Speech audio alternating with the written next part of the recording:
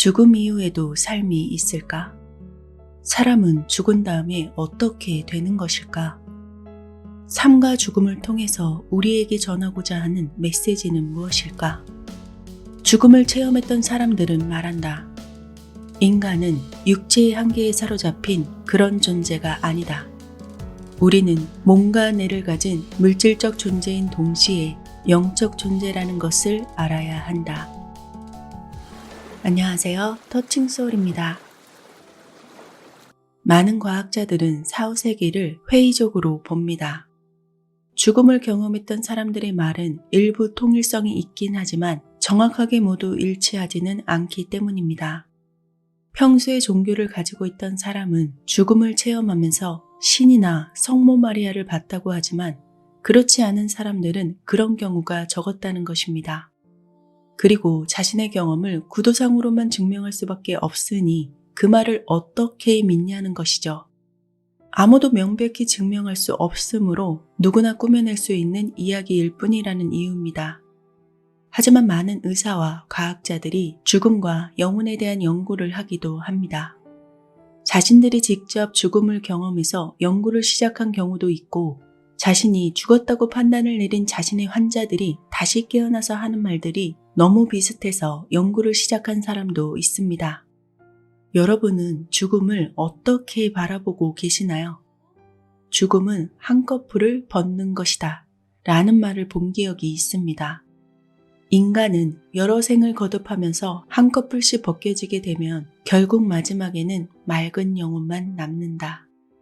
번데기에서 나비가 되어가는 과정을 비유하기도 합니다. 우리가 겪는 많은 인생은 결국에는 나비가 되어가기 위한 과정이라고 합니다. 제프리 롱 박사는 사후 경험에 대해서 조작할 가능성이 있다는 이유로 회의적인 사람들에게 이렇게 말합니다. 나는 그에 대해서 반박할 증거를 충분히 가지고 있다. 그중 하나를 꼽자면 아이들의 증언이다.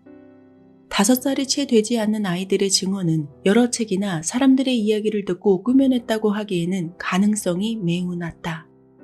그 아이들은 사후 세계라는 개념조차 이해하기 힘든 수준의 아이이기 때문이다.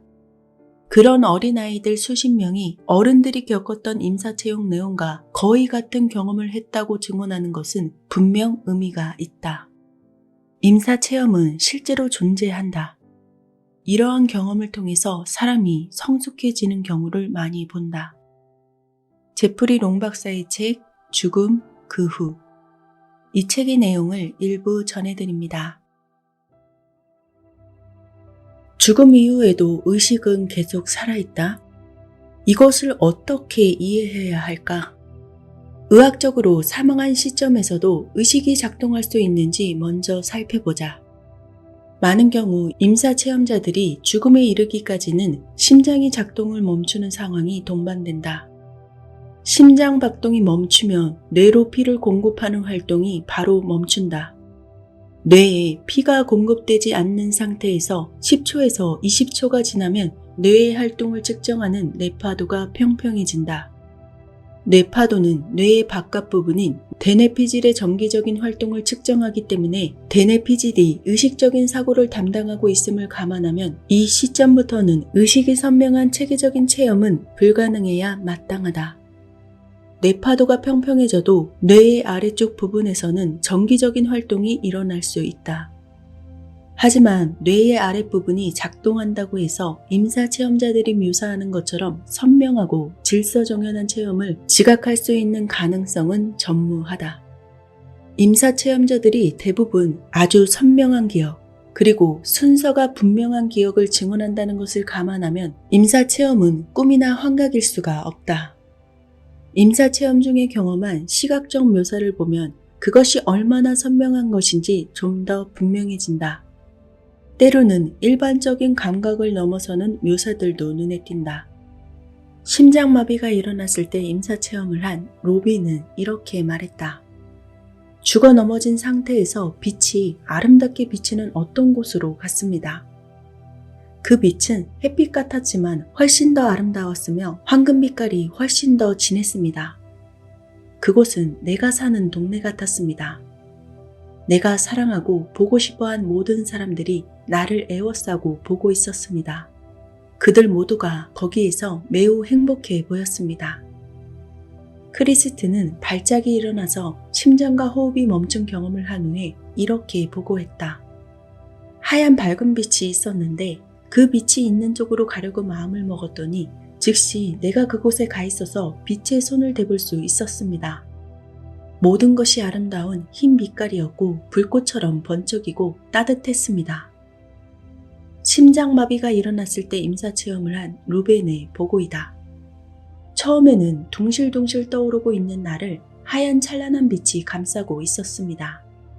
밑으로 내려오면서 그 하얀 빛이 단순한 빛이 아니라는 것을 알았습니다.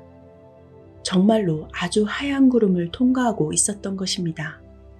그 구름을 통과한 뒤에 내가 푸른 초원과 강, 나비, 새들이 있는 정말 아름다운 곳으로 내려가고 있다는 것을 알았습니다. 내가 그때 느낀 감정을 말로 표현할 수는 없지만 놀라울 정도로 아주 평온했습니다. 일부 체험자들이 자기 이야기를 나누려고 하지 않는 한 가지 이유는 불행히도 그런 체험을 대하는 의학계의 대다수의 태도 때문이다. 체험자들이 죽음을 임박했다가 소생했던 모습을 지켜봤던 실제 경험을 아주 정확하게 증언하는데도 의사들이 자신의 체험을 대수롭지 않게 여기는 것을 보고 낙심한 사람들의 이야기를 많이 들었다. 비록 의학적으로는 죽은 상태에서 의식이 있을 리 없다고 믿는다고 해도 그들의 말까지 무신경하게 흘려들을 이유는 없는 것이다. 의사들이 환자들을 조롱하기에 앞서 그들의 이야기를 경청했다면 어땠을까 하는 생각이 들었다. 자신의 경험을 말하는 환자들을 향해서 의사는 진료 차트를 들여다보다가 심드렁한 표정으로 이렇게 말했다는 것이다. 그런 생각을 너무 깊게 하지 마세요. 그냥 그런 건 환각일 뿐입니다. 그러한 의사들이 나가고 나면 간호사가 풀이 죽은 환자에게 다가가 위로를 했다. 환각이 아니라는 거 잘 알고 있어요. 저희는 늘 환자들에게 그런 이야기를 듣거든요. 저 의사분이 오히려 환상 속에 사는 거죠. 죽음을 체험했다고 말하는 사람들의 공통점은 이러했다. 죽음 체험의 첫 번째 특징은 유체 이탈이다. 그리고 감각이 고조된다는 것이다. 제가 평생 동안 체험했던 그 어떤 것보다 더 사실에 가까운 느낌이었습니다. 나 자신이 마치 수정처럼 맑아지는 느낌이랄까요? 마침내 마음의 고향으로 간다는 느낌마저 들었습니다. 불안해할 필요 없이 무언가에 강력하게 속해 있다는 느낌. 정말 의미 있는 존재가 되었다는 느낌. 내 자신이 완전해진 느낌이었습니다. 그리고 세 번째는 격렬하고 긍정적인 감정이었다. 인간이 가진 언어로는 그 느낌을 비슷하게라도 잡아낼 수 없습니다. 완전하고 무조건적으로 모든 것을 감싸 안는 사랑과 열정, 평화, 따뜻함, 안전함, 소속감, 지배했다는 강렬한 느낌, 기쁨, 이러한 느낌이었습니다. 사랑과 기쁨, 행복, 그리고 내가 한꺼번에 느낄 수 있을 온갖 놀라운 감정들이 다 느껴졌습니다. 그 빛에 도달하니까 삶 전체가 사랑이며 행복이었습니다. 다른 것은 없었습니다. 정말로 강렬했습니다. 아주 강렬하고 끝도 없었지요. 엄청난 사랑과 평화, 아름다움을 느꼈는데 그 느낌은 이루말로 다 설명할 수가 없습니다. 그리고 네 번째는 터널 체험이었다. 파도를 타는 것처럼 공중을 날다가 부드럽게 한번 움직였더니 터널의 입구로 들어갔습니다. 요람에 있는 것처럼 아주 편안했습니다. 밝은 빛이 하나 있었는데 그쪽으로 다가갈수록 터널은 좁아지고 더 밝아졌습니다. 터널 안은 파랑, 노랑, 하양, 초록, 정말 아름다운 색이었습니다. 다섯 번째는 신비롭고 눈부신 빛이었다. 터널 끝에는 눈부신 흰빛이 있었어요. 그 날개들이 나를 감싸자 나도 그 빛의 일부가 되었습니다. 정말로 아름다운 빛이 나를 끌어당겼습니다. 그 빛이 나를 부드럽게 어루만지자 바로 눈물이 났어요.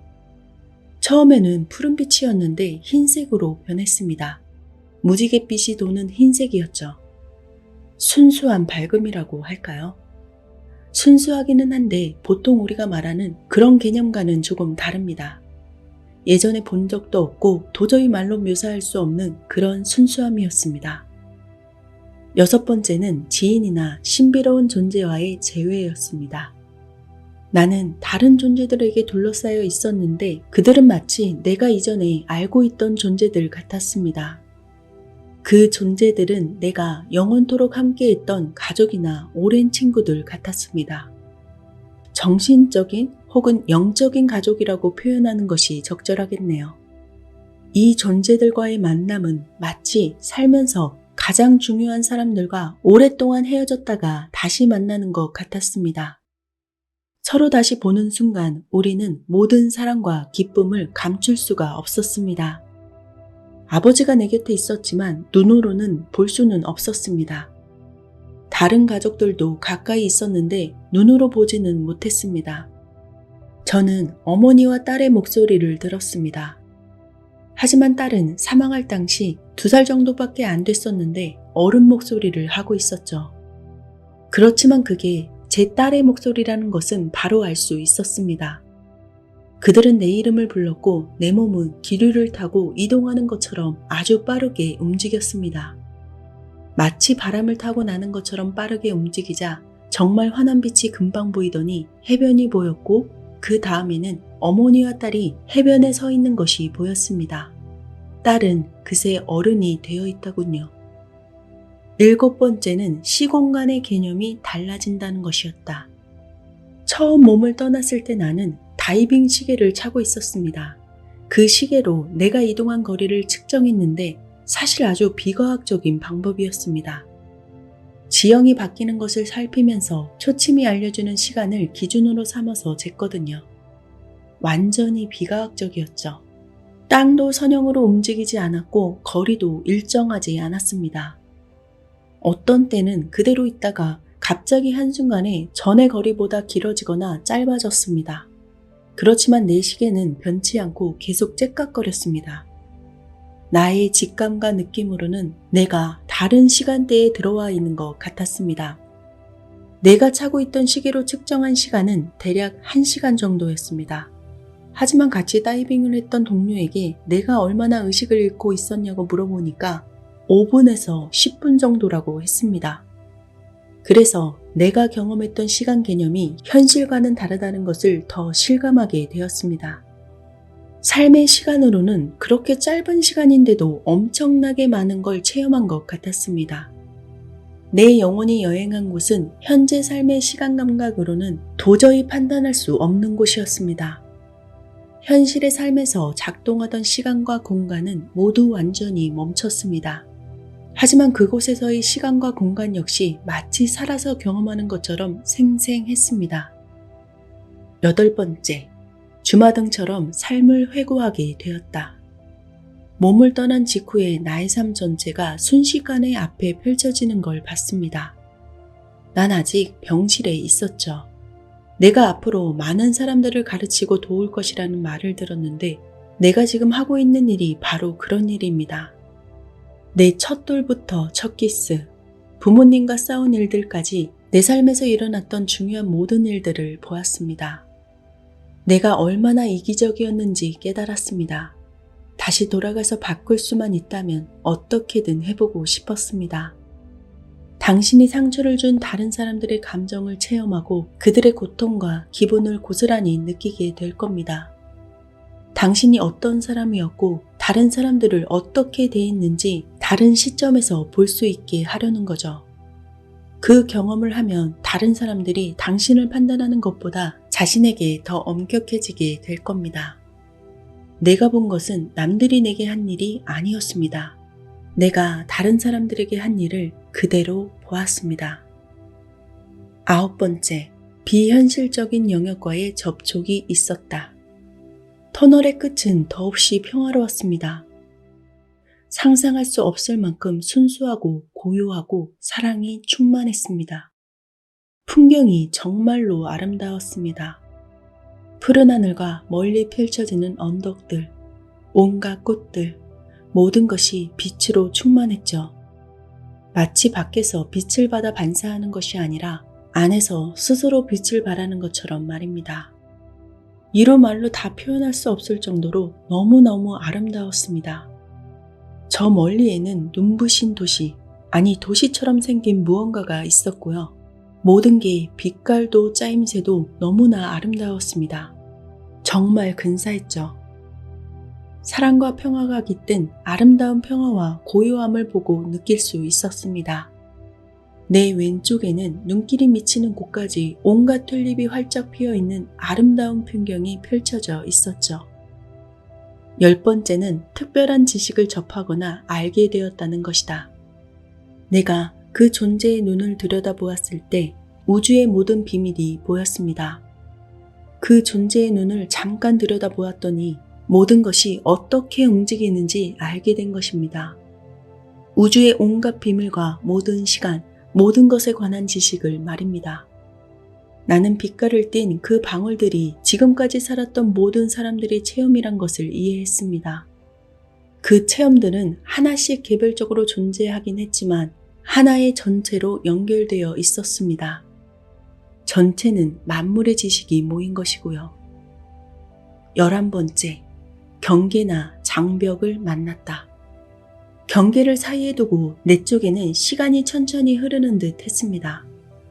반대쪽에는 시간이 더 빨리 지나갔습니다. 내 앞에는 음악이 흘러나오는 문이 있었습니다. 안에서는 사람들이 대단히 흥겨워하며 축하를 하고 있었고요. 난 그곳이 나의 고향이라는 것을 알았습니다. 그리고 그 사실을 받아들였습니다. 일단 들어가고 나면 다시 나올 수가 없다는 것도 받아들였습니다. 삶으로 되돌아가는 것과 계속 죽음으로 빠지는 것, 둘 중 하나를 결정해야 한다는 느낌이 드는 시점에 도달했습니다. 2년 전에 암으로 죽은 가장 친한 친구가 거기에 있었습니다. 그가 거기까지는 마음대로 갈 수 있지만 더 가면 되돌아 나올 수는 없다고 말해주었습니다. 끝까지 온 거야. 여기가 한계야. 마침내 다시 삶으로 돌아올 것이 결정되고 친구가 다시 말해주었습니다. 이제 돌아가서 인생을 충실하게 두려움 없이 살아. 12번째, 자의 혹은 타의로 되돌아오게 되었다. 내가 누군가를 내려다보면서 옆에 있던 존재에게 이렇게 물었던 게 기억이 납니다. 왜 나를 그냥 죽게 내버려 두지 않는 거죠? 그때는 내가 보고 있던 게 나 자신의 몸이란 걸 몰랐거든요. 그러자 그 존재가 위험 있는 목소리로 말해주었습니다. 이젠 돌아가야만 해요. 부드럽고 조용한 목소리였습니다. 저는 거기에 머물고 싶은 마음이 간절했기 때문에 그럴 수 없다는 게 정말로 속상했습니다. 순수한 사랑. 이것이 내가 그 존재와 장소를 표현할 수 있는 한계입니다. 그런 곳을 떠나게 된 거죠. 항의도 해봤지만 결국엔 돌려보내고 말더군요. 이제 다시 삶으로 돌아와서 현재에서 천국을 맛보면서 내가 경험한 그 지식을 다른 사람들과 나누는 것이 내 삶의 목적이라는 것을 알게 되었습니다. 그렇지만 삶으로 되돌아올지 아니면 죽음으로 계속 빠져 있을지 선택할 수는 있었죠. 아직 때가 되지 않았다는 것을 알았지만 선택은 할 수 있었습니다. 죽음을 선택하면 남아있는 삶에 따르는 많은 선물들을 체험하지 못하는 거죠. 몸이 너무나 병들어서 장기들이 이미 기능을 잃었기 때문에 삶을 선택하면 병든 몸으로 되돌아가야 하는 것인지 알고 싶었습니다. 그런데 삶을 선택하면 몸이 아주 빨리 낫는다는 것을 알게 되었습니다. 몇 주나 몇 개월도 아니고 단 며칠이면 낫게 된다는 것을 알게 된 것이죠. 죽음을 체험했던 마크는 이제 죽음에 대한 생각이 달라졌다고 말했다. 마크는 마치 자신이 주인공으로 등장하는 영화를 보듯이 자기 삶을 회상했다고 말했다. 마크는 자신의 경험에 대해서 이렇게 설명했다. 사람들이 흔히 말하는 것처럼 삶이 눈앞에서 파노라마처럼 펼쳐지는 체험 혹은 삶을 되돌아보는 체험을 저도 했습니다. 그저 객관적인 장면들이 나열되는 게 아니라 내가 살아왔던 것, 내가 행했던 것을 둘러싼 많은 감정이 동시에 경험됩니다. 현실에서의 삶과 다른 점이 있다면 내 인생에 등장하는 타인들의 느낌까지도 공감할 수 있다는 점입니다. 그 중에서 가장 압도적인 느낌이 어머니의 감정이었습니다. 나는 어렸을 때 입양이 되었습니다. 정말로 말썽꾸러기였죠. 어릴 때는 다른 아이들을 때리고 조금 커서는 술을 마시고 마약을 했습니다. 도둑질도 했습니다. 학교 성적은 형편이 없었고 폭주나 그 또래가 할 수 있는 만행을 수없이 저질렀습니다. 동물들을 학대하기도 했죠. 일일이 말하려면 끝도 없습니다. 그런데 그런 행동과 연관된 모든 사람들의 느낌이 고스란히 내게 전해졌습니다. 어머니의 감정을 느꼈을 때는 너무나 놀랐습니다. 내가 죽었다는 소식을 들었을 때 어머니가 느꼈던 감정을 그대로 느낄 수가 있었습니다. 어머니는 가슴이 찢어지는 것 같은 엄청난 아픔을 느끼셨습니다. 거기엔 그동안 내가 저지른 수많은 나쁜 짓에 대한 감정이 모두 뒤범벅되어 있었습니다. 선한 일도 하나도 못 해본 채 인생을 그렇게 빨리 마감하는 게 가장 큰 비극이라는 느낌도 들었습니다. 내 삶에서 아직 끝내지 못한 일이 있다 라는 강한 느낌이 들었습니다. 삶을 되돌아보는 체험이 가져다주는 중대한 교훈들 중 하나는 우리가 죽을 때 사랑과 지식이라는 두 가지만 갖고 간다는 것이다. 그러므로 삶을 회고하는 체험은 임사체험의 경험 중에서 체험자를 가장 크게 변화시키는 요소가 된다. 체험자들은 자신의 삶과 실수들을 돌아보고 자신의 삶에 성적을 매길 수 있는 기회를 갖는다. 당시에는 중요하지 않다고 생각했던 일이 다른 사람에게는 얼마나 중요한 것인지도 깨닫기도 한다.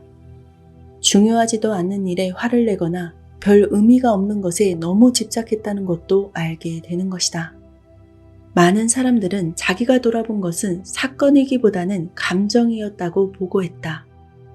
어떤 사람들은 이 체험이 현생에서 자신이 했던 행동에 대해 다른 사람들이 어떤 느낌을 받았는지 느낄 수 있었다고 말한다.